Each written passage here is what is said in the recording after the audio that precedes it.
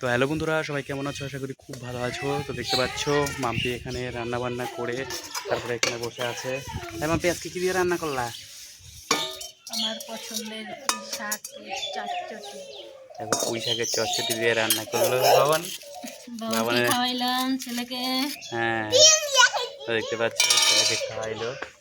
তো আমরা ওই ঘরটায় রান্না করি। তো দেখতে পাচ্ছ আমাদের পরিস্থিতি। আর মাম্পি দেখো কত কষ্ট করে এখানে করছে, বাসন মাজছে। দেখতে পাচ্ছ আমাদের কলের পাড়টাও খুবই পুরানো, তো বুঝতেই পারছো। তো আমাদের গরিবের ব্লগ, তো বুঝতে পারছো। তো আমাদের এটা লেবু গাছ দেখতে পাচ্ছ।